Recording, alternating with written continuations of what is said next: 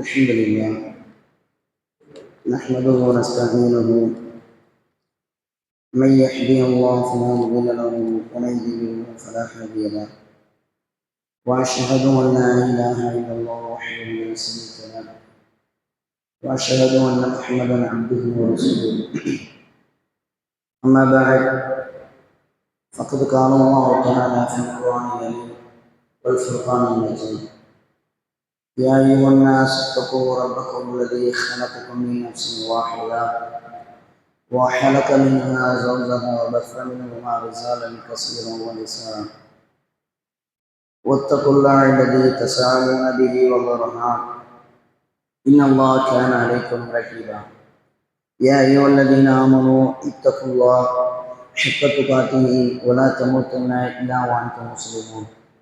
يا أيها الذين آمنوا وقولوا قولا سديدا يصلح لكم أعمالكم ويغفر لكم ذنوبكم، ومن يطع الله ورسوله فقد فاز فوزا عظيما.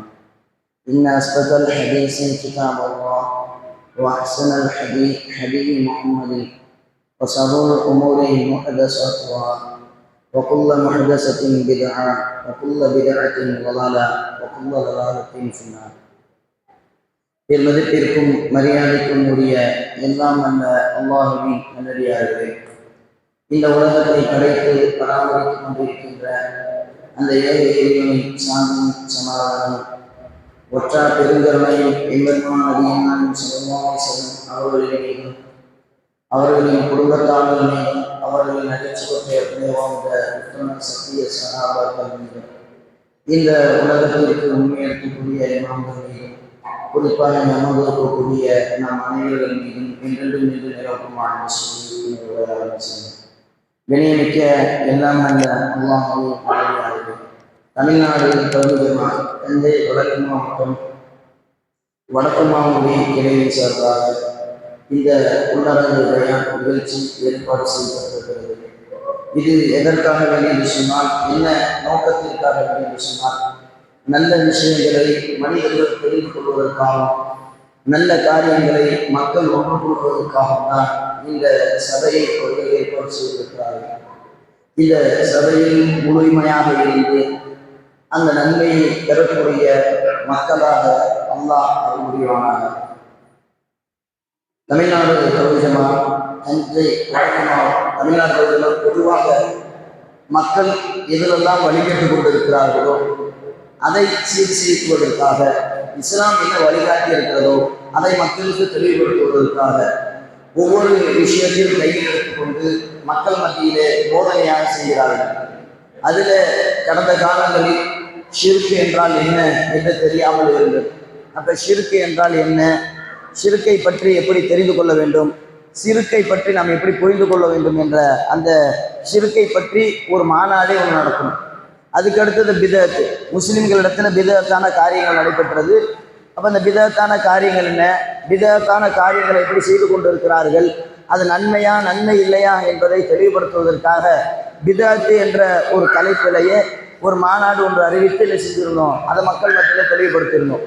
அடுத்ததாக முஹம்மது ரசூலுல்லாஹ் என்ற ஒரு சட்டத்தை கையில் எடுத்துக்கொண்டு அதை மக்கள் மத்தியில் என்ன செய்திருந்தோம், அண்ணல் நபி ஸல்லல்லாஹு அலைஹி வஸல்லம் அவர்கள் யார், அவர்கள் என்ன கொண்டு வந்தாங்க, அவங்க என்னென்ன விஷயத்தை எல்லாம் மக்களுக்கு போதனையாக சொன்னார்கள், நபிகள் நாயகம் ஸல்லல்லாஹு அலைஹி வஸல்லம் அவர்களை பற்றி அல்லாஹ் திருமறை குர்ஆனில் என்னெல்லாம் சொல்லி காட்டுகிறான் என்ற அந்த வழிமுறைகளை எல்லாம் நம்ம என்ன செஞ்சிருந்தோம், மக்கள் மத்தியில் தெளிவுபடுத்தியிருந்தோம். அதுக்கு அடுத்தது இப்ராஹிம் நபி. இப்ராஹிம் நபினா யார், அவங்களுடைய மார்க்கம் என்ன, அவங்க எதுக்காக இந்த உலகத்துக்கு அனுப்பப்பட்டாங்க, அவங்கள பற்றி அல்லாஹ் குர்ஆனில் என்னெல்லாம் சொல்லி காட்டுறான் என்று என்ன செய்திருந்தோம், அதை தெளிவுபடுத்தியிருந்தோம். அதே போன்ற திருமறை குர்ஆன்னா என்ன, அது என்ன போதனை செய்கிறது, அது என்னென்ன வழிமுறைகள் எல்லாம் சொல்லி காட்டுகிறது என்பதையெல்லாம் அதற்கு ஒரு மாநாடு நடத்தி அதை மக்கள் மத்தியில் தெளிவுபடுத்தியிருந்தோம். அப்போ இந்த வருடம் நாம் எடுத்திருக்கிற தலைப்பு என்ன அப்படின்னு கேட்டிங்கன்னா, அல்லாஹ் திருமறை குர்ஆனிலே சொல்லி காட்டுகிறான், லக்கது கானலக்கும் ஃபீ ரசூலில்லாஹி உஸ்வத்துன் ஹஸனா, இந்த தூதரிடத்திலே உங்களுக்கு அழகிய முன்மாதிரி இருக்கின்றன, எல்லா விஷயத்திற்கும் ரோல் மாடலாக இந்த அல்லாஹ்வுடைய தூதர் இருக்கிறார்கள் என்பதை தெளிவுபடுத்துவதற்காக இந்த வருடம் 10 மாத கால தொடர் பிரச்சாரமாக நபிகள் நாயகம் ஸல்லல்லாஹு அலைஹி வஸல்லம் அவர்களே முன்மாதிரி, அவர்களே ரோல் மாடல் என்று என ஏற்கனவே நம்ம நடத்தியிருந்தோம். ஆனால் அதில் சரியான மக்கள் விளங்காத காரணத்தினால் திரும்பவும் என்ன செய்திருக்கிறோம், இந்த வருடம் இந்த வருஷ 10 மாத காலம் தொடர் பிரச்சாரமாக எடுத்துக்கொண்டு அதில் ஒவ்வொரு மாதமும் ஒரு தலைப்பின் கீழ் கொண்டு வந்திருக்கிறோம். அப்போ முதல்ல எடுத்த தலைப்பு என்ன? அன்னலாரின் ஆட்சி முறை. நபிகள் நாயகம் ஸல்லல்லாஹு அலைஹி வஸல்லம் அவர்கள் எப்படி ஆட்சி செஞ்சிருந்தாங்க, அவங்களுடைய ஆட்சி முறை எப்படி இருந்தது என்பதை தெளிவுபடுத்தியிருந்தோம். அடுத்தது என்ன? ஹஜ்ஜத்துல் விதா. நபிகள் நாயகம் ஸல்லல்லாஹு அலைஹி வஸல்லம் அவர்கள் கடந்த மாதம் ஹஜ்ஜி பெருநா இருக்கிறதுனால அந்த ஹஜ்ஜத்துல் விதாவை பற்றி என்ன செஞ்சிருந்தோம், தெளிவுபடுத்தியிருந்தோம். அப்போ இந்த மாதம் என்ன எடுத்திருக்கோம் அப்படின்னு கேட்டீங்கன்னா, அன்னலாரின் சிறுவர்களிடத்தில் நடந்து கொண்ட விதம் எப்படி இருக்கிறது. நபிகள் நாயகம் ஸல்லல்லாஹு அலைஹி வஸல்லம் அவர்கள் சின்ன குழந்தைகளிடத்திலையா இருக்கட்டும், சிறு பிள்ளைகளாக இருக்கட்டும், இளைஞர்களை நான் சொல்லலை, சின்ன வயசு பிள்ளைங்க இருப்பாங்கள்ல, அவர்களிடத்துல அல்லாஹ்வுடைய தூதர் எப்படி நடந்து கொண்டார்கள், நாம எப்படி நடந்து கொண்டு இருக்கிறோம், எப்படி நடக்கணும் என்பதை தெளிவுபடுத்துவதற்காக இந்த ஒரு மாத கால தொடர் பிரச்சாரமாக நம்ம எடுத்திருக்கிறோம். அப்ப சிறுவர்களை பற்றி நாம் சொல்வதாக இருந்தால், சிறுவர்களை பற்றி சொல்வதற்கு முன்னால் இந்த தூதரை பற்றி அல்லாஹ் என்ன சொல்றான் அப்படிங்கிறத தெரிஞ்சுக்கணும். ஏன் நாம் இந்த தூதரை பின்பற்றணும் அப்படின்னு கேட்டீங்கன்னா, அல்லாஹ் திருமறை குர்ஆன்ல சொல்லி காட்டுகிறான், குல் நபியே நீங்க போய் மக்கள்கிட்ட சொல்லுங்க, இன் குந்தும் துஹிப்பூன அல்லாஹ ஃபத்தபியூனி யுஹ்திபுக்குமுல்லாஹ். யார் அல்லாஹ்வுடைய நேசத்தையும் திருப்பொருத்தத்தையும் பெற வேண்டுமோ இந்த நபியை பின்பற்றுங்கள், யுஹ்திபுக்குமுல்லாஹ், அல்லாஹ் உங்களை நேசிப்பவனாக இருக்கிறான். அப்ப இந்த நபியை நான் பின்பற்றி நடந்தேன்னா எனக்கு அல்லாஹ்வுடைய அருள் இருக்கிறது, அல்லாஹ்வுடைய திருப்பொருத்தம் இருக்கிறது என்பதை விளங்கி அதுல நாம கொண்டு வரணும். இப்ப நபிகள் நாயகம் ஸல்லல்லாஹு அலைஹி வஸல்லம் அவர்களை பற்றி சொல்வதாக இருந்தா, குழந்தைகளிடத்துல சிறுவர்களிடத்துல அல்லாஹ்வுடைய தூதர் எப்படி நடந்துக்கிட்டாங்க, எந்த வயசுலேருந்து மார்க்க விஷயங்களை மக்கள் இடத்துல சொல்லி கொடுத்தாங்க. ஏன்னா அதான் நமக்கு தேவை. நம்ம குழந்தைகளை வளர்க்குறோம், ஆனா அந்த குழந்தைகளை எப்படி வளர்க்கணும், அந்த சிறு பருவத்திலிருந்து எப்படி மார்க்கத்தை சொல்லி கொடுக்கணும், எந்த வயசுல மார்க்கத்தை சொல்லி கொடுக்கணும், அது இருக்குங்கல்ல. நம்மளாம் என்ன நினைக்கிறோம், ஒரு பலகீனமான செய்தி இருக்கிறது. 7 வயசு அபுதாவுதுல வரக்கூடிய செய்தி, 7 வயசு ஆயிடுச்சுன்னா பள்ளிவாசலுக்கு அடிச்சு அனுப்புங்க, அதை பள்ளிவாசலுக்கு கூட்டிட்டு வாங்க, 10 வயசு ஆச்சுன்னா அடிச்சு அனுப்பி விடுங்க அப்படின்லாம் ஒரு செய்தி வருது. இது பலகீனமான செய்தி. ஆனா அல்லாஹ்வுடைய தூதர் இந்த சிறு குழந்தைகள், அந்த சிறுவர்களை எப்ப பள்ளியுடைய தொடர்பை ஏற்படுத்தினார்கள் என்றால், அந்த மார்க்கத்தை அவர்களுக்கு எப்படி போதித்தார்கள் என்றால், குழந்தையிலேருந்தே போதிச்சுட்டாங்க. சின்ன குழந்தை இருக்குங்கல்ல, அதிலிருந்தே மார்க்கத்தை சொல்லி கொடுத்து வளர்க்குறாங்க அல்லாஹ்வுடைய தூதர். எப்படி வளர்க்குறாங்க அப்படின்னு பார்த்தீங்கன்னா, அல்லாஹ்வுடைய தூதருக்கு மொத்தம் 7 பிள்ளைகள். இடையில கேள்வி கேட்பேன், அப்பதானே ஒரு இன்ட்ரெஸ்டா போகும் பயான். ஏன்னா பயான்ல இருந்தா கேள்வி கேட்பேன், வெளியில இருந்து கேள்வி கேட்க மாட்டேன். என்ன அப்படின்னு கேட்டீங்கன்னா, அல்லாஹ்வுடைய தூதருக்கு மொத்தம் 7 குழந்தைகள். அதுல 3 பெண் பிள்ளைகள், 4 ஆண் பிள்ளைகள். அப்படித்தானே? உண்மைதானே? 3 பெண் பிள்ளைகள், 4 ஆண் பிள்ளைகள். கரெக்டுங்களா? நீங்க சொல்லுங்க. சரி, அப்ப அல்லாஹ்வுடைய தூதருக்கு 3 ஆண் பிள்ளைகள், 4 பெண் பிள்ளைகள். எத்தனை பிள்ளைங்க? மொத்தம் 7 பிள்ளைகள். அதுல கடைசியா பிறந்தவங்க தான் மரியத்துல் கிஃப்தியாவுக்கு பிறந்தவங்க தான் இப்ராஹிம். அவங்க கடைசி 4வது பிள்ளை, ஆம்பளை பிள்ளை, அதை நம்ம சேர்க்கல. ஆனா கத்தீஜா நாய்க்கு பிறந்த பிள்ளைகள் மொத்தம் எத்தனை அப்படின்னு கேட்டீங்கன்னா 7 பிள்ளைகள். அதுல 3 ஆண் பிள்ளைகள், 4 பெண் பிள்ளைகள். 3 குழந்தைகளும் இறந்துட்டாங்க, சின்ன வயசுலேயே இறந்துட்டாங்க. இந்த பெண் பிள்ளைகள் மட்டும்தான் வளர்ந்து திருமணமாகி அவங்களுக்கு குழந்தை பிறக்கிற வரைக்கும் அந்த குழந்தைகள் இருந்தார்கள், அந்த பிள்ளைகள் இருந்தார்கள் என்பதை பார்க்க முடிகிறது. அப்ப அந்த குழந்தைகள்ல, பெண் பிள்ளைகள்ல ஒரு பிள்ளையுடைய மகள் உம்மு ஐமான் என்று சொல்லக்கூடிய ஒரு பேரப்பிள்ளை. இந்த பேரப்பிள்ளை அல்லாஹ்வுடைய தூதர் என்ன பண்ணுவாங்க அப்படின்னு கேட்டீங்கன்னா, பள்ளிவாசலுக்கு கூட்டிட்டு வருவாங்க. எப்படி கூட்டிட்டு வருவாங்கன்னா, குழந்தை இருக்குதுங்கள, குழந்தை பருவம்னா எப்படிப்பட்ட குழந்தை அப்படின்னா, அந்த குழந்தையை எடுத்து கீழே வச்சா நிற்கும் தெரியுங்களா, அந்த மாதிரி தவழ்ந்து நடக்கக்கூடிய ஒரு குழந்தை பருவம். இந்த குழந்தை பருவத்துல அல்லாஹ்வுடைய தூதர் இந்த குழந்தையை அழைத்து வந்து தன்னுடைய தொழுகையில 2 காலையும் மேல போட்டு, சோல்டருக்கு மேல போட்டு தொழுகையில ஜமாத்து தொழுகையில தொழுவாங்க. ருக்கு செய்யும் போதோ அல்லது சஜிதா செய்யும் போதோ அல்லாஹ்வுடைய தூதர் என்ன செய்வாங்க, அந்த குழந்தைகளை இறக்கி கீழே விட்டுருவாங்க. எந்த அளவுக்கு அப்படின்னா, ஒரு நாள் ஜமாத்து தொழுகை நடந்துகிட்டு இருக்கிறது. இப்படி நடந்துகிட்டு இருக்கும்போது இந்த குழந்தைய தூக்கி மேலே உட்கார வச்சிருக்கிறாங்க. உட்கார்ந்து உடனே ருக்கு சஜிதா செய்யும்போது குழந்தை இறக்கி விட்டுருந்தாங்கல்ல, அப்ப என்ன ஆயிடுச்சுன்னா அந்த குழந்தை தவழ்ந்து வந்து அல்லாஹ்வுடைய தூதர் சஜிதா செய்யும் போது 2 கால்களை மேலே போட்டுக்கிட்டு உட்கார்ந்துருச்சு. எந்த அளவுக்கு அப்படின்னு கேட்டீங்கன்னா, அல்லாஹ்வுடைய தூதர் அந்த ஹதீஸை அறிவிக்கக்கூடிய நபித்தோழர் சொல்கிறார்கள், அல்லாஹ்வுடைய தூதர் மூத்தாயிட்டாங்கன்னு நாங்கள் நினைச்சோம். ஏன்னா ஜமாத்து தொழுகையில இது வரைக்கும் அந்த மாதிரி ஒரு நீண்ட சஜிதாவை அல்லாஹ்வுடைய தூதர் செய்தது கிடையாது, நாங்கள் பார்த்ததே இல்லை. ஆனால் ஒரு நீண்ட ஒரு சஜிதாவை அவர்கள் செய்தார்கள். அவ்வளோ பெரிய நீண்ட சஜிதா நாங்கள் இது வரைக்கும் பார்த்ததே இல்லை. என்ன அப்படின்னு நான் எழுந்திரிச்சு பார்த்தேன், ஒருவேளை மூத்தாயிட்டாங்களோ அப்படின்னு எழுந்திரிச்சு பார்க்கும்போது இந்த உம்மு ஐமான் என்று சொல்லக்கூடிய அந்த குழந்தை 2 காலையும் மேலே போட்டு தலைக்கு மேலே உட்கார்ந்துருக்குதான். அந்த குழந்தையா இறங்குற வரைக்கும் அல்லாஹ்வுடைய தூதர் சஜிதாவிலேருந்து எழுந்திரிக்கவே இல்லை, அதுவரையும் அந்த சஜிதாவிலே இருந்தார்கள் என்ற அந்த செய்தியை பார்க்க முடிகிறது. அப்ப நல்லா விளங்கிக்கிங்க, ஒரு சின்ன குழந்தைய கூட அல்லாஹ்வுடைய தூதர் பள்ளியுடைய தொடர்பை ஏற்படுத்தினார்கள் என்பதை பார்க்க முடிகிறது. அப்ப சின்ன வயசிலிருந்தே அவர்களுக்கு மார்க்கத்தை சொல்லி கொடுங்க, மார்க்க விஷயத்துக்கு ஆர்வம் ஊட்டுங்க. எந்த அளவுக்கு அப்படின்னா, தன்னுடைய பேர பிள்ளைகள் மட்டும் கிடையாது, அடுத்த பிள்ளைகளுக்கும் அல்லாஹ்வுடைய தூதர் இந்த ஆர்வத்தை மூட்டி இருக்கிறாங்க. எந்த அளவுக்கு அப்படின்னு கேட்டீங்கன்னா, ஒரு நாள் அல்லாஹ்வுடைய தூதர் ஜும்மா தொழுகை எல்லாம் தெரிஞ்ச செய்தி தான், ஆனா அதை மேலோட்டமா கடந்து செல்ற காரணத்தினால் அந்த செய்தியுடைய சாராம்சம் நமக்கு புரியல. ஒரு நாள் அல்லாஹ்வுடைய தூதர் ஜும்மா தொழுதுகிட்டு இருக்கிறாங்க. அப்படி ஜும்மா தொழுகும் போது குழந்தை அழுவக்கூடிய சப்தம் கேட்கிறது. கேட்ட உடனே அல்லாஹ்வுடைய தூதர் தொழுகையை சுருக்கிட்டாங்க. எந்த அளவுக்குன்னா, சப்பி இஸ்மா ஓதிக்கிட்டு இருக்கிறாங்க. ஓதிக்கிட்டு இருக்கிற அந்த நேரத்திலேயே தொழுகையை சுருக்கி விட்டு ருக்கு சஜிதாவை சுருக்கமாக வைத்து விட்டு தொழுகையை முடிச்சுட்டாங்க. அப்ப சஹாபாக்கள் பார்க்குறாங்க. அப்ப அல்லாஹ்வுடைய தூதர் திரும்பி உட்கார்ந்து மக்கள்கிட்ட சொல்றாங்க, நான் ஏன் தெரியுங்களா தொழுகையை சுருக்கமாக முடித்து கொண்டேன், ஒரு குழந்தை அழுவதுடைய சப்தம் எனக்கு கேட்டது. அந்த கேட்ட அந்த சப்தம் என்னுடைய உள்ளத்தில் எதை ஏற்படுத்தியது என்றால், அந்த தாயுடைய உள்ளம் அந்த குழந்தைக்கு பால் கொடுக்க வேண்டும் என்ற ஒரு சிந்தனை வரும், அதனால நான் தொழுகையை முடித்துக்கிட்டேன் என்று அல்லாஹ்வுடைய தூதர் ஒரு ஜமாத்து தொழுகையை கூட சுருக்கி நடத்தி கொண்டார்கள் என்பதை பார்க்க முடிகிறது. அப்போ குழந்தைக்கு எந்த அளவுக்கு ஆர்வம் ஊட்டியிருக்காங்க பாருங்க. அல்லாஹ்வுடைய தூதர் நினைச்சிருந்தா சொல்லியிருக்கலாம், நீங்க தான் பால் குடி குழந்தையாச்சம்மா, நீங்க பள்ளிவாசலுக்கு வரீங்க, நாளை மீன் கொண்டு வராதீங்க அப்படின்னு சொல்லியிருக்கலாம். ஆனால் அதை சொல்லல அல்லாஹ்வுடைய தூதர். என்ன சொன்னாங்க அப்படின்னு கேட்டீங்கன்னா, அந்த தாயை களங்கப்படுத்தி விடக்கூடாமலும் அந்த குழந்தை அடுத்த டைம் யாரும் கூட்டிட்டு வந்துடக்கூடாது என்று அவங்களுடைய உள்ளத்துல களங்கம் வந்துடும்ல, அதற்காக வேண்டி அல்லாஹ்வுடைய தூதர் என்ன செய்யறாங்க, தொழுகையை சுருக்கிட்டு என்ன காரணத்துக்காக தான் நான் சுருக்குனேங்கிறாங்க. அப்ப என்ன அர்த்தம், நீங்க தொழுகைக்கு கூட்டிட்டு வாங்கன்னு அர்த்தம்.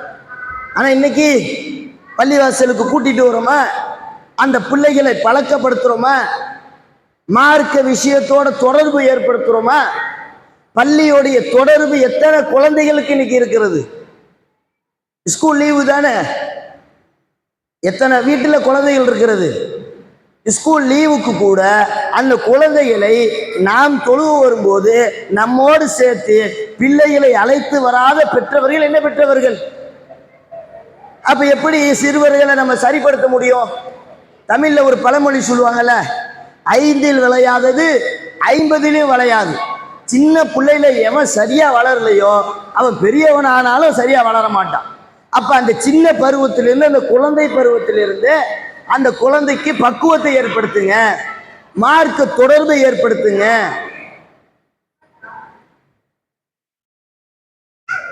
என்று அல்லாஹ்வுடைய தூதர் என்ன செய்யறாங்க, சொல்லி கொடுக்கிறார்கள். இன்னும் சொல்ல போனா அல்லாஹ்வுடைய தூதர் இந்த குழந்தைகளை பற்றி சொல்லும் போது என்ன சொல்றாங்க தெரியுங்களா, சின்ன குழந்தைகளை பத்தி.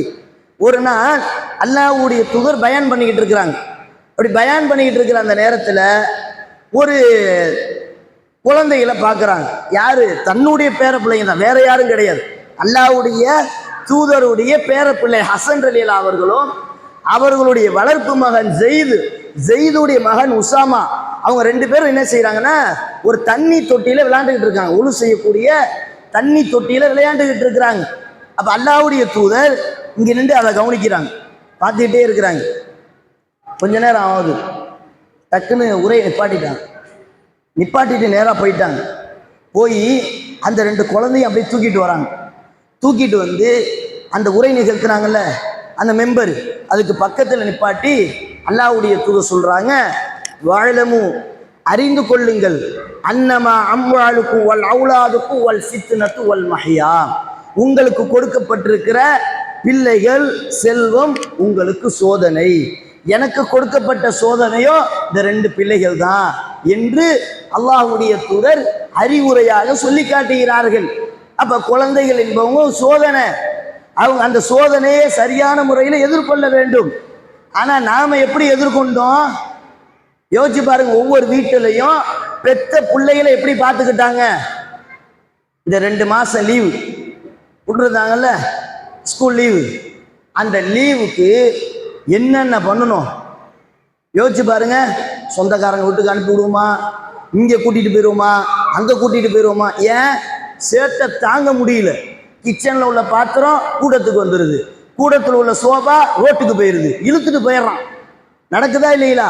சேட்டை ஒவ்வொரு சேட்டை எந்த அளவுக்கு அப்படின்னா, சில பெற்றவர்கள் வாட்ஸ்அப் ஸ்டேட்டஸ் வைக்கிறாங்க. என்னவா, பள்ளிக்கூடம் திறந்து அன்னைக்கு காலையில் 9 மணிக்கு ஸ்கூலில் போய் விட்டுட்டு வந்தாங்கல்ல, அன்னைக்கு வைக்கிறாங்க, இத்தோட முடிஞ்சிடுச்சா, நாம நிம்மதியா இருக்கலாம்.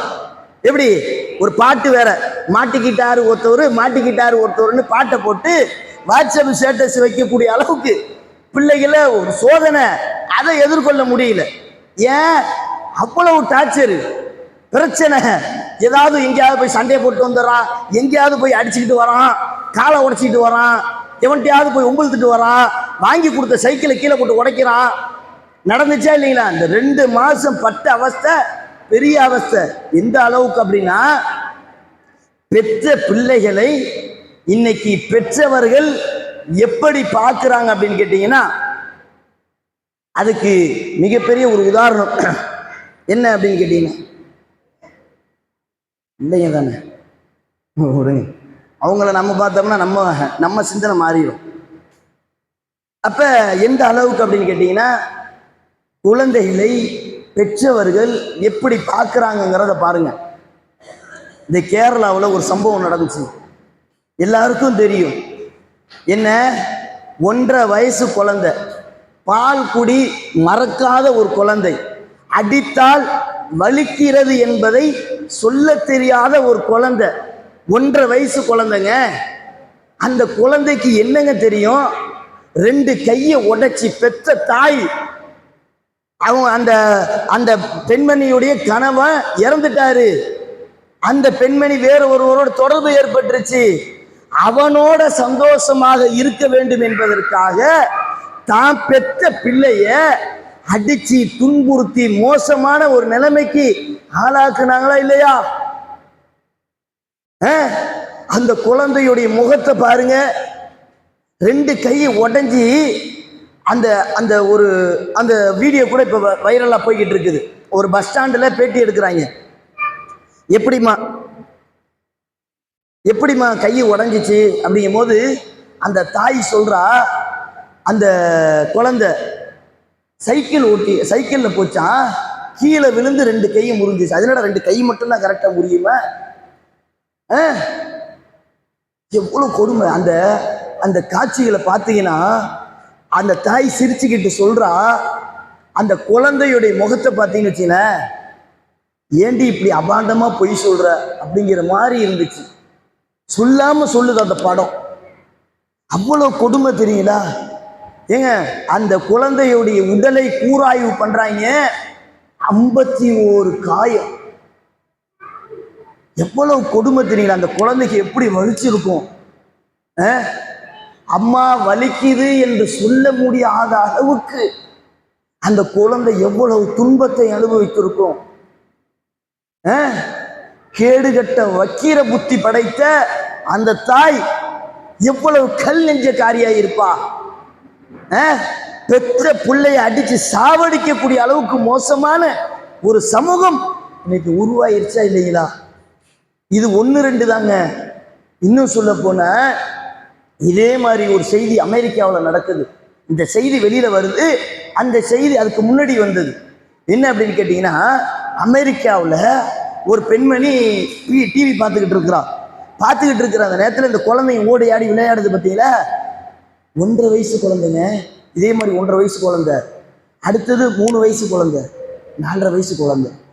இந்த குழந்தைங்க எப்படி விளையாண்டுக்கிட்டு இருக்கும் போது வீட்டில் இருக்க அழகுக்காக வச்சிருப்பாங்களே பூச்செடி, அது கீழே தள்ளி விட்டுருச்சுங்க.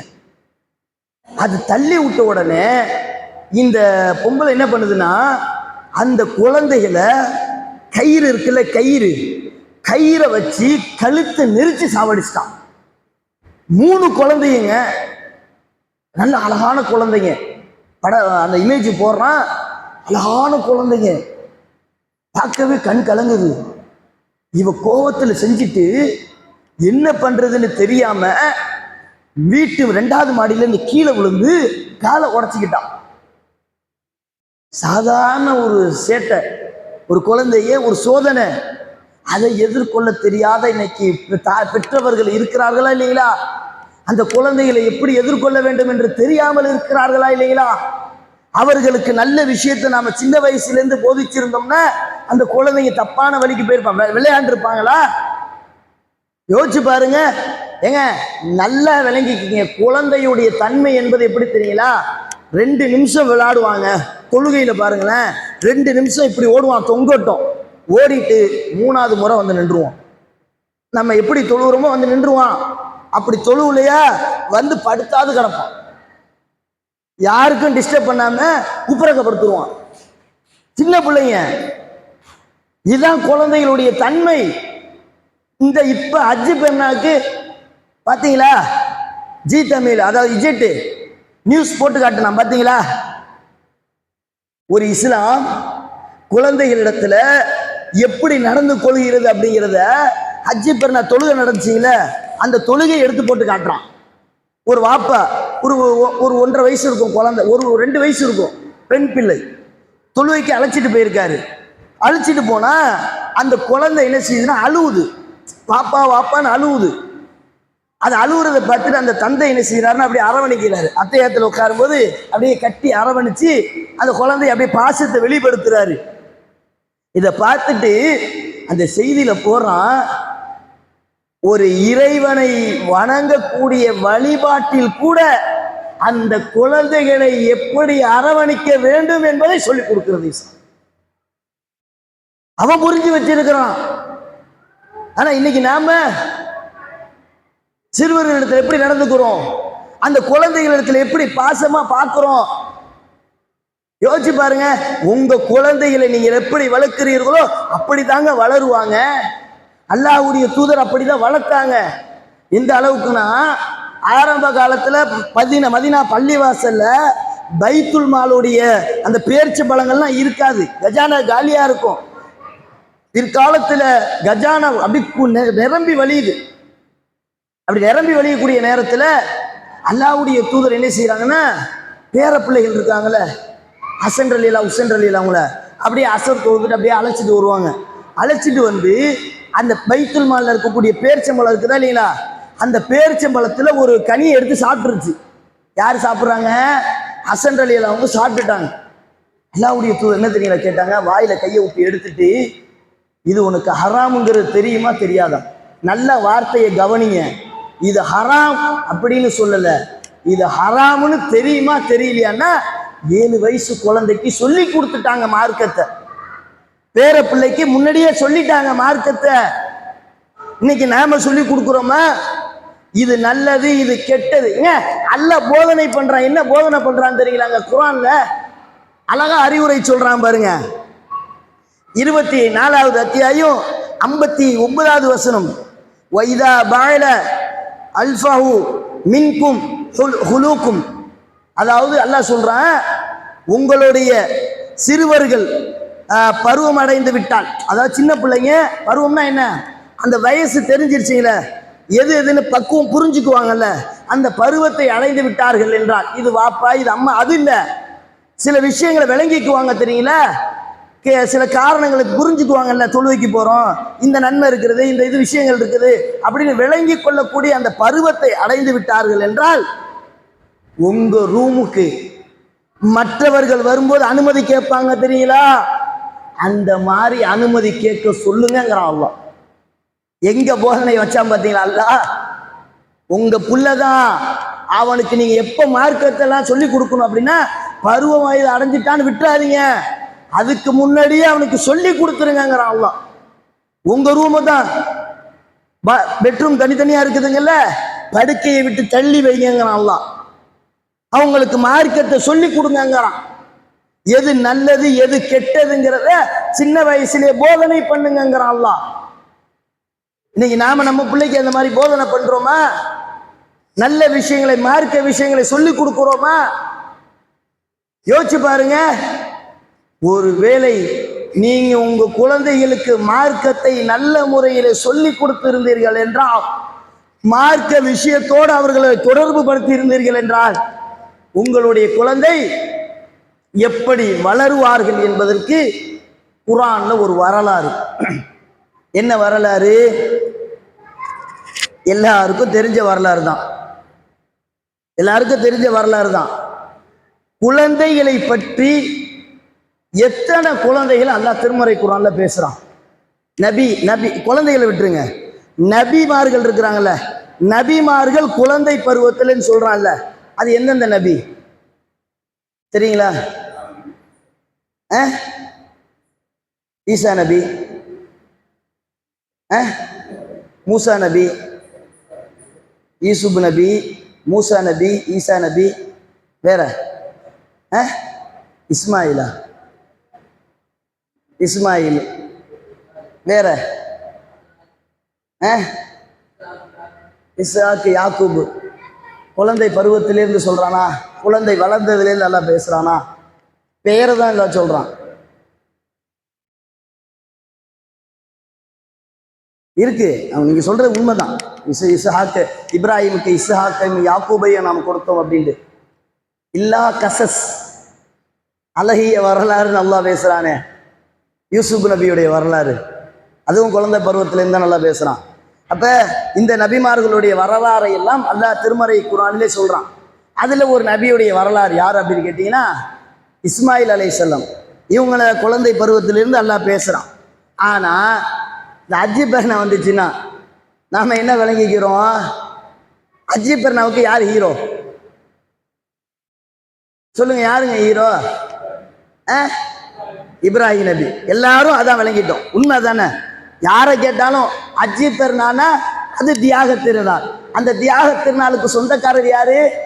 இப்ராஹிம் நபி. ஆனா உண்மையான ஹீரோ அவங்க கிடையாது, இஸ்மாயில் நபி தான். ஏன் இஸ்மாயில் நபியை சொல்றோம்னா, வரலாறு எடுத்து பாருங்க. அல்லாஹ் எனக்கு கட்டளை இடுறான். என்ன கட்டளை? இப்ராஹிம் நபி பல சோதனைகளை எதிர்கொண்டார்கள். எல்லா சோதனையும் எதிர்கொண்டாங்க, உண்மைதான், இல்லைன்னு சொல்லலை. எப்படி எதிர்கொண்டாங்க? அவங்க எல்லாத்தையும் பார்த்தாங்க. அல்லாஹ்வுடைய அத்தாட்சிகளை எல்லாம் பார்த்து விட்டு அல்லாஹ்வுக்காக தன்னை அர்ப்பணித்து விட்டார்கள். உண்மையா இல்லைங்களா? எல்லாத்தையும் பார்த்தாங்க. இப்ப இப்ராஹிம் நபி தன்னுடைய பிள்ளைய அறுக்கணும்னு சொன்னா கட்டுப்படுவாங்களா கட்டுப்பட மாட்டாங்களா? கண்டிப்பா கட்டுப்பட்டுருவாங்க. ஏன்னா இப்ராஹிம் நபி அப்படிப்பட்ட தன்மையில இருக்கிறாங்க. சரி, இப்ராஹிம் நபி கட்டுப்பட்டாங்க, இஸ்மாயில் நபி ஏன் கட்டுப்படணும்? அங்க அறுக்க போனது இஸ்மாயில் நபியை தானங்க. இப்ராஹிம் நபி அறுக்கல, இஸ்மாயில் நபியை தான் அறுத்தாங்க. நல்லா விளங்கிக்கிங்க. எந்த வயசுல அறுத்தாங்க? எந்த வயசு? சின்ன வயசு. ஒரு 20 வயசு இருக்குமா? 18 வயசு? எத்தனை வயசு?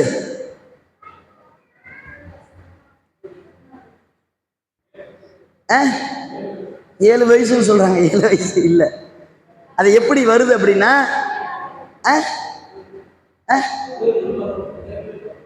புலாம், அதாவது விளங்கக்கூடிய பருவம். அதாவது குழந்தை கிடையாது. நீங்க குழந்தைய போட்டு இந்த குழந்தை இருக்கிறான், இவங்க பாப்புக்கு எல்லாம் கட்டளை இடுறான், போட்டு அருன்னா அந்த குழந்தைக்கு என்ன தெரியும்? ஒண்ணுமே தெரியாது, அறுத்து புல்லாம். ஏன்னா இப்ராஹிம் நபி செஞ்சிருவாங்க. ஆனா இப்ராஹிம் நபி தன்னுடைய பிள்ளைகிட்ட போய் பேசுனாங்க. என்ன பேசுனாங்க தெரியுங்களா? அல்லாஹ் எனக்கு கட்டளை இடுறான். எப்படி? கனவின் மூலியமா கட்டளை இட்டு இருக்கிறான். என்ன கட்டளை தெரியுமா? உன்னை அறுத்து பலியிட வேண்டும் என்று பிள்ளைகிட்ட போய் பேசுறாங்கன்னா பிள்ளைக்கு தெரியுமா தெரியாதா? தெரியும். அதை எப்படி தெரியும் நான் சொல்லல, அல்லாவே சொல்றான். என்ன சொல்றான்? இப்ராஹிம் நபி இந்த குழந்தைகிட்ட அந்த பிள்ளைகிட்ட சொல்லும் போது அதுக்கு இஸ்மாயில் அலைஹிஸ்ஸலாம் சொன்னார்கள், கால இன்ன இன்ஷா அல்லாஹ் வஸ்ஸப்ர், அல்லாஹ் நாடினால் என்னை நீங்கள் பொறுமையாளராக பார்ப்பீங்க. விளங்கிருச்சுங்களா? அப்ப அந்த பருவம் என்பது ஒரு 12 வயசு, 10-12 வயசு தான். அறுக்க போறான்னு தெரியுமா தெரியாதுங்களா தந்தை சொல்லும் போது? அப்ப அந்த வயசுல ஒன்னு அல்லாவுக்காக அறுக்க போறேன்னா அந்த குழந்தை முன் வருதுன்னா எப்படி வந்துச்சு? இப்ராஹிம் நபி வந்துருவாங்க, இந்த பிள்ளை வரணுமே. அப்ப எப்படி வந்துச்சு? அல்லாவுடைய சரிங்க, இப்ராஹிம் நபிக்கு கட்டளை இட்டாங்க, இப்ராஹிம் நபி அறுக்க போறாங்க. இஸ்மாயில் நபி ஏன் வரணும்? அவங்க என்ன நபியா? அவங்க அல்லாவுடைய அத்தாட்சியை பார்த்தாங்களா? இல்லையே, பார்க்கல. அப்புறம் எப்படி வந்தாங்க? அவங்க சொன்ன வார்த்தை என்ன? அல்லாஹ் நாடினா என்ன பொறுமையாளரா பார்ப்பீங்க, நான் பொறுமையா இருக்கிறேன் அப்படின்னாங்கல்ல. எப்படி சொல்லியிருப்பாங்க? வளர்த்தது யாரு? வளர்த்தா?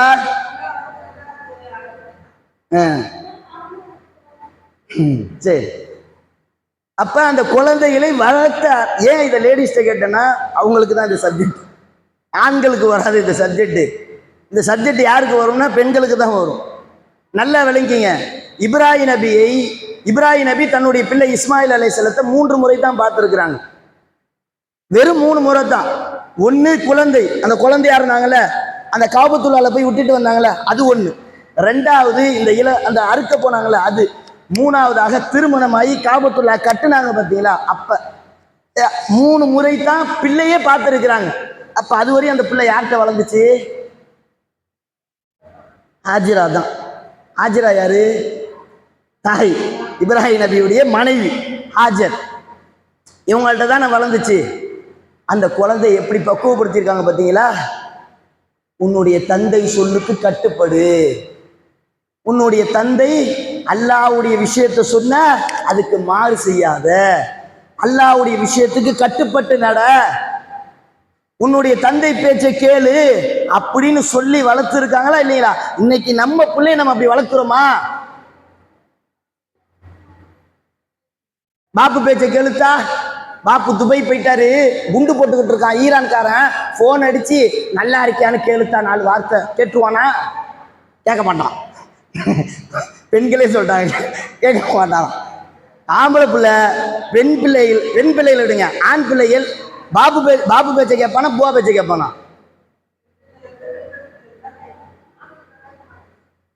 ஏன் மாத்தி சொல்றீங்க? மாத்தி சொல்லாதீங்க. பெண் பிள்ளைகள் பாப்புக்கு தான் செல்லும், ஆண் பிள்ளைகள் புவாவுக்கு தான் செல்லும். புவா தான் வண்டி கேட்கறான், யார்கிட்ட? பாப்புட்ட போய் கேட்பானா? பாப்பு எனக்கு வண்டி வாங்கி கொடுங்க, பாப்புட்டியா போய் கேட்கறான்? யார்கிட்ட கேட்கறான்? புவாட்ட தான் கேட்கறான். பேட்டு வேணும், யார்கிட்ட கேட்கறான்? பாப்பு எனக்கு பேட்டு வாங்கி கொடுனா கேட்கறான்? நேராக புவாட்ட போயிடுவான், பாப்பு வெளுத்து விட்டுருவாருண்டு. அதிகமா செல்ல கொடுக்கறது யாரு? தாய் தானே. அந்த தாய் அந்த குழந்தையை சரியாக வளர்த்திருந்தா இன்னைக்கு இஸ்மாயில் நபி மாதிரி நம்ம பிள்ளை வளர்ந்துருக்குமா இல்லையா? இன்னைக்கு பிள்ளைங்க எப்படி இருக்குது? போடா வாடா போடி வாடி சொல்றானா இல்லைங்களா? எந்த அளவுக்குன்னா புவா சொல்லுது, எத்தா வாங்கு சொல்லிட்டாங்கடி தங்கமே, அந்த போனை எடுத்து வச்சுட்டு கொஞ்சம் தொழுவைக்கு போயிட்டு வாடா. ஆமா, நீ மட்டும் அப்படியே கரெக்டாக தொழுதுட்டியாக்கும். அப்போ ஆபுவா எங்களுக்குள்ள தெரியாது பேரு சொல்றானா இல்லைங்களா? பாப்பு வருதுடா, வெளுத்து விட்டுருண்டா. என்னது பாப்பு வருதா? நான் அங்கே போய்க்கிறேன், அவன் வீட்டில் ஒய்ஃபை இருக்கு, அங்கே போய் கேம் விளாட்றான். போறானா இல்லைங்களா? இன்னைக்கு பெற்ற பிள்ளைகள் அந்த பெற்ற தாய் தந்தையர் பேச்சை கேட்காத காரணம் அந்த குழந்தை பருவத்தில் நாம் மார்க்கத்தை சொல்லி கொடுக்காதனாலதான். சொல்லி கொடுத்துருந்தா வளர்ந்துருப்பானா இல்லைங்களா? அல்லாஹ்வுடைய தூதர் தன்னுடைய பேர பிள்ளைக்கு சொல்லி கொடுத்தாங்களா இல்லைங்களா? மார்க்கத்தை சொல்லி கொடுத்து வளர்த்தாங்களா இல்லைங்களா? நாம என்ன முக்கியத்துவம் கொடுக்கிறோம் பிள்ளைகளுக்கு? அவன் சட்டை கேட்ட 1000 ரூபாய், சட்டை கேட்ட 1500 ரூபாய்க்கு சட்டை வாங்கி கொடுக்குறோம். 2000 ரூபாய்க்கு பைக் வாங்கி கேட்ட 5000 ரூபாய்க்கு வாங்கி கொடுக்குறோம். எல்லாமே பார்த்து பார்த்து செய்யறோம்ல. ஆனா பயானுக்கு போடா நம்ம வந்தோம்ல, எத்தனை பிள்ளைய அழைச்சிட்டு வந்தோம்? பேர பிள்ளைய அழைச்சிட்டு வந்துட்டோமா? மகளை அழைச்சிட்டு வந்தோமா? ஏன் வர மாட்டேங்குது? நம்ம பேச்சே கேட்க மாட்டேங்குது. நடக்குதா இல்லைங்களா? யோசிச்சு பாருங்க. அப்ப இதுதான் நிலைமை. அப்ப நாம என்ன சொல்றோம் அப்படின்னா, இஸ்லாம் என்ன சொல்லுதுன்னா, அல்லாஹ்வுடைய தூதர் என்ன சொன்னாங்கன்னா, அந்த குழந்தைகள் இடத்துல மார்க்கத்தை அழகான முறையில் சொல்லி எப்படி வளர்த்திருக்காங்க தெரியுங்களாங்க சஹாபாக்கள். சின்ன குழந்தைங்க நோன்பு வைக்க சொல்லுவாங்க. நோன்பு வைக்க சொல்லிட்டு, ஏன் தெரியுங்களா நோன்பை பத்தி சொல்றாங்க? நோன்பு இறையச்சத்தை அதிகப்படுத்தும், தக்குவாவை ஏற்படுத்தும், ஒரு பயத்தை உண்டாக்கும்.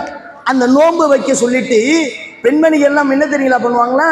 அந்த குழந்தைகள் நோன்பை முறித்து விடக் கூடாது என்பதற்காக விளையாட்டு பொருட்கள் இருக்கிற பொம்மை அதை காட்டி காட்டி திசை திருப்புவார்களாம். ஏன்? அவன் நோன்பு வைக்காம விட்டுறக்கூடாது, நோன்பு வைக்கிறதுக்கு ஆர்வம் ஊட்டி இருக்கிறான். நபிகள் நாயகம் ஸல்லல்லாஹு அலைஹி வஸல்லம் காலத்துல சிறுவர்கள் எப்படி தெரியல இருந்தாங்கன்னா, அல்லாஹ்வுடைய தூதர் மதீனாவுக்கு வந்தாங்கல்ல, மதீனாவுக்கு வரும்போது யார் தெரியல முதலில் போய் வரவேற்றா? சிறுவர்கள். சஹீஹுல் புகாரில வருது. சின்ன பிள்ளைங்க இருக்கிறாங்களே சிறுவர்கள், அவங்க தான் போய் அல்லாஹ்வுடைய தூதரை வரவேற்கிறாங்க. வாங்க மதீனாவுக்கு வாங்க, பல கஷ்டங்கள் பட்டிருந்தீங்க மக்காவுல, அதிலிருந்து நீங்க மீண்டு மதீனாவுக்கு வரும்போது நல்ல வாழ்க்கையை தேடி வாங்கன்னு சொல்லி வரவேற்றது சிறுவர்கள். மார்க்கத்தை சொல்லி வளர்த்தாங்க. அதே மாதிரி தபுக்கு யுத்தத்தை எடுத்துக்கங்க. தபுக்கு போருக்கு போயிட்டு வரும்போது அல்லாஹ்வுடைய தூதரை வரவேற்றது யார்? சஹாபாக்களை வரவேற்றது யார்? சிறுவர்கள். பள்ளி வாசலுக்கு வெளியில நின்று வரவேற்கிறாங்க, வாங்க நல்ல விஷயத்திற்காக வரீங்க அப்படின்னு சிறுவர்களை வரவேற்ற உடனே அல்லாஹ்வுடைய தூதர் அந்த குழந்தைகளை என்ன செய்வாங்களா? தன்னுடைய ஒட்டகத்தில் தூக்கி உட்கார வைத்துக் கொண்டு முன்னால பின்னால உட்கார வைத்துக் கொண்டு வந்தார்கள் என்பதை பார்க்க முடிகிறது. சின்ன குழந்தைகளுக்கு சலாம் சொன்னாங்க அல்லாஹ்வுடைய தூதர். ரோட்ல போகும்போது அஸ்ஸலாமு அலைக்கும் அப்படின்னு சொல்லுவாங்க. ஒண்ணு வேணாங்க, உங்க பேரன் என்ன வளர்க்குறான்? வீட்டுல டிவி பார்க்கறான். பூனை வளர்க்குறானா? புறா வளர்க்குறானா? எதுவுமே இல்லை. உங்க வீட்டுல பூனை வளர்க்குறான். என்னைக்காவது அந்த பூனைக்கு நல்லா இருக்கியான்னு கேட்டிருக்கீங்களா? பூனை வளர்க்குறாங்கல்ல, பூனை வளர்க்கும் போது ஏத்தா அந்த பூனையை நல்லா பார்த்துக்கிட்டியா, நல்லா இருக்கான்னு கேட்டிருக்குமா? அவன் போடுறான், நீங்க கேட்டீங்களா? அவன்கிட்ட கேட்க மாட்டீங்க. நீங்க கேட்பீங்களா? வெளுத்து புடுவோண்டா அப்படிமோ. பூனைக்கு புறா வளர்க்குறேன் பாப்பு, பூனை வளர்க்குறேன், அதுக்கு தீனி வேணும் பாப்புன்னு கேட்டா வெளுத்து புடும், வெளுத்து போடா சொல்றோமா இல்லைங்களா? ஆனா அல்லாஹ்வுடைய தூதர் என்ன தெரியல செஞ்சாங்க? அனஸ் ரலியல்லாஹு அவங்க இருக்கிறாங்கல்ல, அவங்களுக்கு 7 வயசு, அவருடைய சகோதரன் 3 வயசு. அவரு என்ன செய்யறாருன்னா, ஒரு புல்புல், ஒரு குருவி, ஒரு பறவை, இதை வளர்க்கிறாரு. அபு உமைர், அவர் பேர் அபு உமைர். அவர் அந்த பறவையை வளர்க்கிறாரு. அல்லாஹ்வுடைய தூதர் என்ன தெரியுங்க செய்வாங்களாம்? அசர் தொழுதுட்டு வீட்டுக்கு போறாங்கல்ல, அப்ப போகும்போது வாக்கிங் போவாங்க. அப்ப போகும்போது இந்த குழந்தை இருக்காருல்ல, எத்தனை வயசு? 3 வயசு குழந்தை. அவரை கூப்பிட்டு அல்லாஹ்வுடைய தூதர் என்ன தெரியல கேட்பாங்க? ஏப்பா உன் பறவை நல்லா இருக்குதா? புல்புல் பறவை நல்லா பார்த்துக்கிட்டியா? அதுக்கு சாப்பாடு வச்சியா? அதுக்கு தண்ணி வச்சியா? இது வேலையா அல்லாஹ்வுடைய தூதருக்கு? எவ்வளவு வேலை இருக்குது. ஒரு நாட்டை வழி நடத்தணும், ஆட்சி செய்யணும், எவ்வளவோ வேலைகள் இருக்கிறது. அத்தனை வேலையை விட்டு விட்டு ஒரு சின்ன பையன் 3 வயசு பையன்கிட்ட போய் உன் புறாவை நல்லா பார்த்துக்க, உன் குருவியை நல்லா பார்த்துக்க அப்படின்னு சொல்லி கொடுக்குறாங்கன்னா அப்ப எந்த அளவுக்கு சிறுவர்களிடத்தில் நடந்து கொண்டார்கள். பெற்றவங்கள நாம பேச மாட்டேங்கிறோமே, பிள்ளைகள்கிட்ட நடந்துக்க மாட்டேங்கிறோமே. இன்னும் சொல்ல போனா, ஒரு நாள் அல்லாஹ்வுடைய தூதர் எப்பவுமே வழக்கமா பார்க்கிற மாதிரி அவரை பார்த்துட்டு அந்த பையனை மட்டும் தனியா பார்க்கறாங்க. அவர் சோகத்தில் இருக்கிறாரு.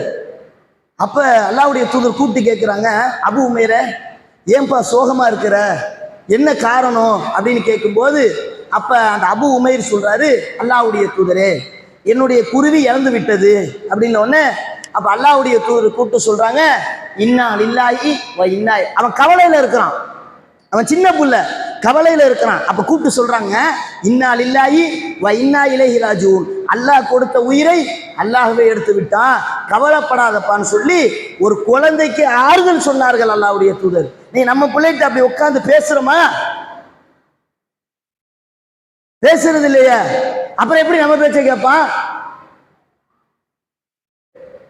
அவனுக்கு என்ன தேவைங்கிறத முதல்ல போய் பேசுங்க. அப்படி பேசினாதான் எந்த அளவுக்குன்னா, ஒரு சம்பவத்தை பாருங்க. அல்லாஹ்வுடைய தூதர் ஒரு சபையில உட்கார்ந்து இருக்கிறாங்க. அந்த சபையில உமர் அலியில அவங்களும் இருக்கிறாங்க, அவங்க பையன் அபு உமைரும் அப்துல்லா இப்னு உமரும் இருக்கிறார். அல்லாஹ்வுடைய தூதர் ஒரு கேள்வி கேட்கிறாங்க. என்ன கேள்வி தெரியுங்களா? மக்களுக்கு மிகவும் பயனுள்ள ஒரு மரம் இருக்கிறது, அது என்ன மரம் அப்படின்னு கேட்கிறாங்க. எல்லா நபி தோழர்களும் முழிக்கிறாங்க. அப்ப அந்த அபு உமைர், அது அப்துல்லா இப்னு உமர் இருக்கிறாருல்ல, அவர் சொல்றாரு, எனக்கு அந்த மரம் தெரியும். என்ன மரம்? பேரிச்சை மரம் இருக்குதுங்கல்ல, அந்த மரம் தான். ஆனா அது எனக்கு தெரியும். இது யார்கிட்ட சொல்றாரு தெரியுங்களா? தந்தைகிட்ட சொல்றாரு. பாப்பு இருக்காருங்கள, பாப்புகிட்ட சொல்றாரு, எனக்கு அது தெரியும், அந்த சபையில நான் சொல்லியிருப்பேன். சொல்லியிருக்கலாம்ல, நான் சொல்லல. ஏன் சொல்லல அப்படிங்கும் போது, அப்ப அந்த அப்துல்லா இப்னு உமர் அலில அவங்க சொல்றாங்க, என்னை விட வயதில் மூத்தவர்கள் அத்தனை பேர் இருந்தாங்க, அவங்களுக்கு முன்னால நான் சொன்னா ஏதாவது ஆயிடுமோ, எனக்குள்ள ஒரு மனசு, இத்தனை பெரியவங்க இருக்கிறாங்க, அவங்களுக்கு முன்னால நான் போய் சொல்றதா அப்படின்னு நான் சொல்லவில்லை என்று யார்கிட்ட இந்த செய்தியை சொல்றாங்க? தன்னுடைய தந்தை இடத்துல பேசுறாங்க, பாப்புட்ட சொல்றாங்க. அப்ப அந்த அந்த அளவுக்கு உரையாடல் இருந்திருக்கு, பாப்புக்கும் பிள்ளைக்கும் உரையாடல் இருந்திருக்கு. பிள்ளைகிட்ட பேசுறாங்க, நல்ல முறையில நடந்துக்கிட்டாங்க. ஆனா இன்னைக்கு நாம பிள்ளைகிட்ட பேசுறோமா? இந்த இது மார்க்கத்தை சொல்லி கொடுத்ததுடைய விளைவு என்ன ஆச்சு தெரியுங்களா? பிற்காலத்தில் எடுத்து பாருங்க. ஒரு நாள் உமர் அலியில் அவங்க மௌத்துக்கு பிறகு அப்துல்லா இப்னு உமர் இருக்கிறாங்கல்ல, அவங்க ஹஜ்ஜிக்காக போறாங்க. அப்படி போய்கிட்டு இருக்கிற அந்த நேரத்தில் அவங்க வாப்பா இருக்கிறாங்கல்ல, யாரு? உமர் அலியெல்லாம் அவர்களுடைய நண்பர், அவருடைய நண்பர் அந்த ஹஜ்ஜுக்காக பயணம் செஞ்சு வராங்க. அப்படி வரக்கூடிய நேரத்தில் இந்த அப்துல்லா இப்னு உமர் இருக்கிறாருங்கள, அவர் அவங்கள பார்த்துட்டாங்க. பார்த்துட்டு என்ன பண்றாங்க அப்படின்னு கேட்டீங்கன்னா, தன்னுடைய ஒட்டகம் இருக்குங்களா, அந்த ஒட்டகத்திலிருந்து கீழே இறங்கி ஒரு நல்ல துணி அது மேல விரிச்சு, யாரு? இந்த உமர் அலியில் அவருடைய நண்பர் இருக்கிறாருங்களா, அவரை அதுல உட்கார வச்சு அழைச்சிட்டு போறாங்க. அப்ப கேட்குறாங்க, ஏப்பா நீ யாரு, என்னை இவ்வளோ கண்ணியப்படுத்தி அழைச்சிட்டு போறியே, நீ யாரு அப்படின்னு கேட்கும்போது, அப்ப அந்த அப்துல்லா இப்னு உமர் அலியில் அவங்க சொல்லி காட்டுறாங்க, நான் தான் உங்க நண்பருடைய மகன். யாரு? உமருடைய மகன் அப்படிங்கிறாங்க. ஏன் அப்படின்னா, என்னுடைய தந்தை உங்களை கண்ணியப்படுத்தியதை நான் பார்த்திருக்கிறேன், அந்த கண்ணியத்தை நானும் கொடுக்க வேண்டும் என்று ஆசைப்படுறேன். எவ்வளவு பார்த்தீங்களா? சின்ன வயசிலிருந்தே அந்த மார்க்கத்தை சொல்லி தன்னுடைய தந்தையுடைய வாப்பாவிடத்தில் எப்படி நடந்து கொண்டார்கள் என்ற அந்த செய்திகளை எல்லாம் பார்த்துவிட்டு அவர் அவருடைய தந்தையுடைய நண்பனுக்கு மரியாதை கொடுக்கிறார் என்றால் காரணம் என்ன? அந்த சின்ன பருவத்திலிருந்தே அந்த மார்க்கத்தை சொல்லி வளர்த்தது தான், நல்ல விஷயத்தை கற்றுக் கொடுத்தது, மார்க்க சபை ஒன்று சேர்த்தது. ஒண்ணு வேணாங்க, இன்னைக்கு சமீப காலமாக நம்ம பார்த்தோம், கடந்த வருஷம் பாட புத்தகம் 1வது பாட புத்தகத்துல ஒரு முஸ்லிம் மாணவனுடைய பாடம் இடம்பெற்றது தெரியுமா? என்ன பாடம்? 1வது பாட புத்தகத்துல ஒரு முஸ்லிம் மாணவனுடைய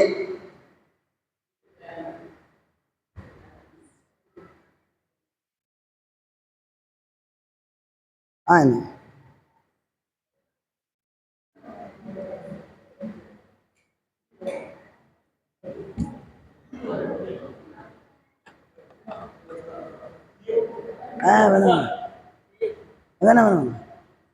தொண்டை பிடிக்கும், தொண்டை பிடிக்கும். இல்லை இல்லை வேணாங்க.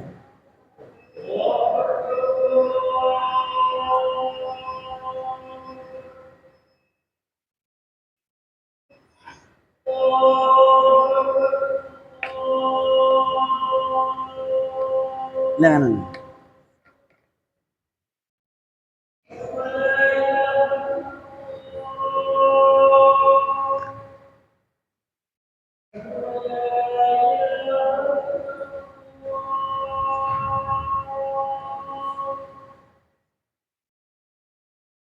இனிமே புதுசு